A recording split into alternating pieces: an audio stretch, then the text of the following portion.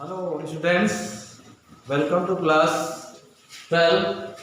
आज हम पढ़ेंगे पोयम में माई मदर एट 66। मेरी माँ की उम्र है 66 साल की। इसके पोएट हैं कमला दास। मिसेस कमला दास के बारे में पहले जान लेंगे। ये मिसेस कमला दास एक भावुकता भरे और ज्ञानार्जन कराते हुए अपना पोयम लिखे हैं।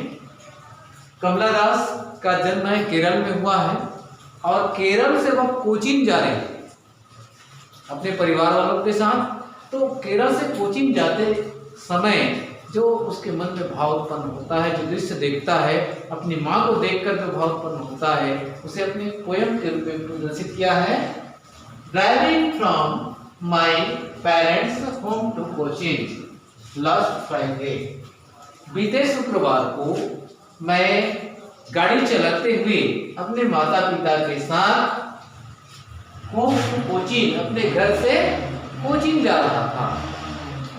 यानी कि कमला दास है, गाड़ी चला रही थी, बाजू में उसके माता पिता बैठे हुए थे। I saw my mother beside me. मैं अपनी माँ को अपने बाजू में बैठे हुए देखा। Doors open, mouth her face ashen like that of a corpse. Doors open, ऊँघते हुए, आंखें खुली थी और ऊँघ भी रही थी।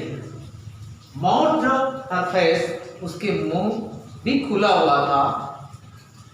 फेस ऐसा लाइक दैट, ऐसा लाइक दैट मतलब एक रात की तरह, अर्थात एक रात यानी कि फीका पड़ा हुआ। Of a cough, cough means होता है लाश, शव। एक लाश की तरह मेरी माँ की आंखें और झपकी ले रही थी और मुंह खुला हुआ था। एंड रियलाइज्ड विद पेन, जिससे प्रदर्शित हो रहा था कि उसके शरीर में विशेष दर्द है। That she was old as she looked. वो जितना बूढ़ी दिखाई दे रही थी उतना ही वो बूढ़ी हो गई थी। कावित्री का कहने का मतलब है कि अब इतनी बूढ़ी हो गई है कि वो मरणासन स्थिति में आ सकती है, मरने लायक हो गई है। But soon put that thought away, परंतु मैंने जल्दी ही इस भाव को अपने मन से निकाल दिया, इस विचार को निकाल दिया कि मेरी माँ जल्दी मर जाएगी। इस भाव को मैं निकाल दिया अपने मन से। And I looked out a young priest is finding the merry children smiling out। और अपने मन से भय को निकालने के बाद क्या किया, किधर देखा, looked out a young priest is finding the merry children। गाड़ी की खिड़की की ओर से कावित्री देखती है तो क्या देखती है, स्प्राइंटिंग ट्रीज। स्प्राइंटिंग मतलब दौड़ते हुए वृक्ष। द मैरी चिल्ड्रन,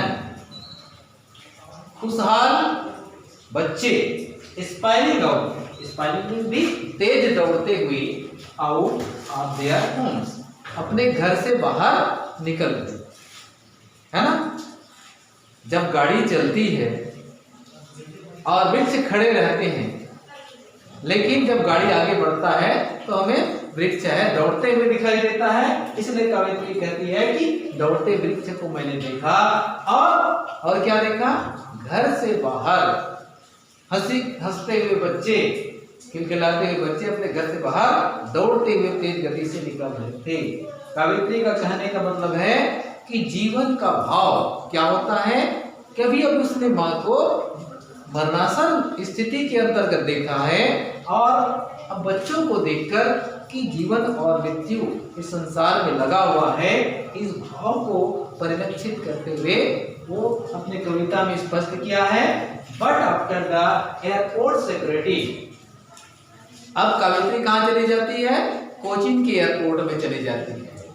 और एयरपोर्ट में जाने के बाद उसके माता पिता भी दूर पे खड़े हो जाएंगे, क्योंकि जिसको जाना होता है एयरपोर्ट में हवाई जहाज से, उसे क्या करते हैं, चेक किया जाता है, सिक्योरिटी किया जाता है। But after the airport security, हवाई अड्डे में उसके सिक्योरिटी करने के बाद क्या कहते हैं उसको, सिक्योरिटी का नाम है चेक करना, सिक्योरिटी चेक किया गया कि कहीं पर उसके पास में कोई गलत सामग्री तो नहीं है, चेक किया जाता है तभी हवाई जहाज में बिठाया जाता है।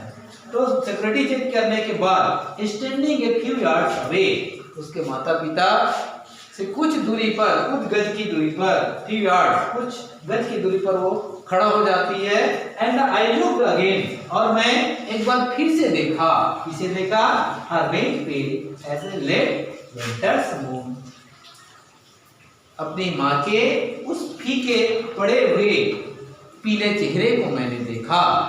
तो क्या देखा, कैसे दिखा दिया, as a late winter's moon, as a late winter's moon, कावित्री है अपनी माँ के चेहरे को लेट विंटर्स मून, शीत ऋतु के अंतिम चंद्रमा के समान